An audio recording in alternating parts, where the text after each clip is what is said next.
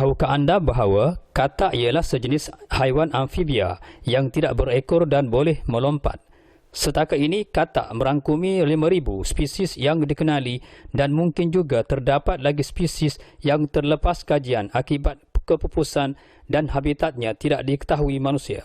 Namun, penemuan spesies katak gergasi agak ganjil di kampung Cicatinggi, Pasir Mas Kelantan yang tidak boleh melompat atau sekadar merangkak menggunakan dua tangan dan dua kakinya turut menarik perhatian pengunjung, apatah lagi haiwan yang dimaksudkan itu belum pernah ditemui sebelum ini dan amat berbeza dengan katak-katak yang lain. Menurut pemilik katak berkenaan, Ramli bin Jaafar atau lebih dikenali sebagai Liaya berkata, spesies katak ganjil itu ditangkapnya berhampiran Sekolah Kebangsaan Cicatinggi, lalu menamakan katak gergasi itu sebagai katak cica, bersempena dengan nama kampung tempat katak itu muncul dan ditemui.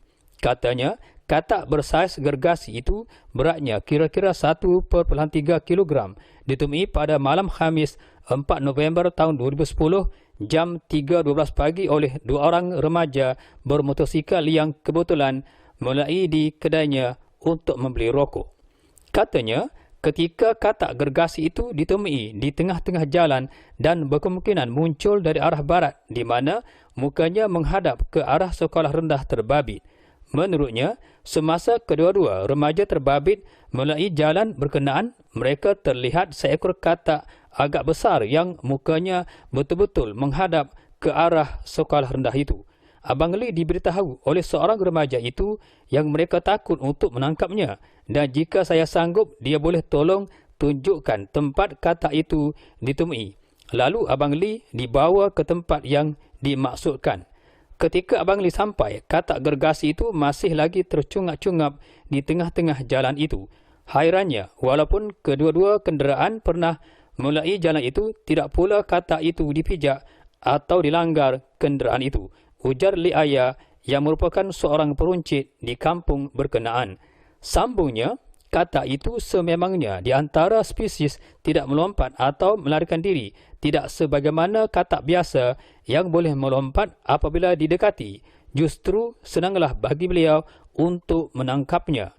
Katak yang dapat ditangkap itu kemudiannya dimasukkan ke dalam sebuah plastik untuk dibawa pulang dan selepas itu dimasukkan pula ke dalam sebuah bekas akuarium ikan peliharaannya. Semasa Abang Li menangkapnya, katak itu diam sahaja dan tidak menunjukkan tanda-tanda akan melawan atau melompat lari. Katanya, tambahnya lagi, katak tersebut adalah katak terbesar yang pernah ditemui dan sepanjang hidupnya, inilah kali pertama beliau melihatnya. Katanya, walaupun seekor katak puru yang pernah ditemui di Kuala Terengganu sebelum ini seberat 1,1 kg, namun katak berkenaan tidak sama dengan katak gergasi yang ditemuinya. Malah menurutnya, walaupun pada masa dulu beliau pernah mendengar tentang salah seorang warga emas yang kini arwah di kampungnya itu yang pernah membela spesies katak puru sebesar pinggan di dalam sebuah tempayan yang berbekalkan nasi sebagai makanannya. Namun, jika dibandingkan dengan katak gergasi yang ditemuinya kini juga agak berbeza. Orang-orang kampung ini ada menyebut katak gergasi itu sebagai katak lembu dan katak sawa, manakala ada seorang berbangsa Cina memberitahu Abang Li sebagai katak batu.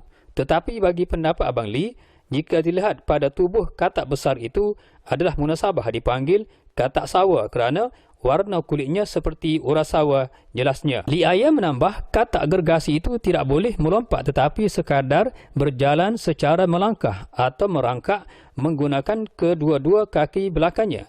Pernah beliau melihat katak tersebut berjalan biasa menuju ke dalam sebuah semak setelah terlepas dari bekas tempatnya dikurung dan pernah masuk ke dalam kedainya dengan berjalan seperti merangkak tetapi tidak boleh melompat.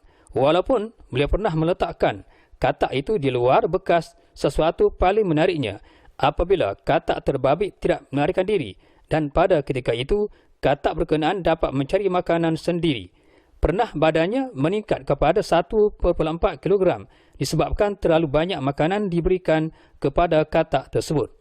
Ada beberapa orang jiran Abang Lee memberitahu katak berkenaan gemarkan serangga seperti cenggerik, semut, belalang, pepatung dan pernah Abang Lee lihat katak itu akan mengunguis tanah di tempat duduknya berkemungkinan untuk mendapatkan cacing yang ada di situ. Peliknya, apabila diberikan nasi, katak tersebut tidak pernah menjamahnya.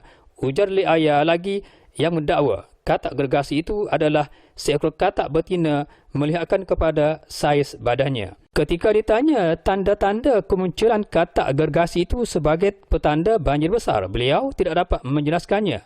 Ketika katak itu ditemui, hujan turun renyai-renyai di kampung terbabit. Pada hematnya, kemunculan katak gergasi itu berkemungkinan ingin mengikuti arus air kerana di kampung berkenaan berlakunya hujan dan air melimpah melalui saluran air berdekatan.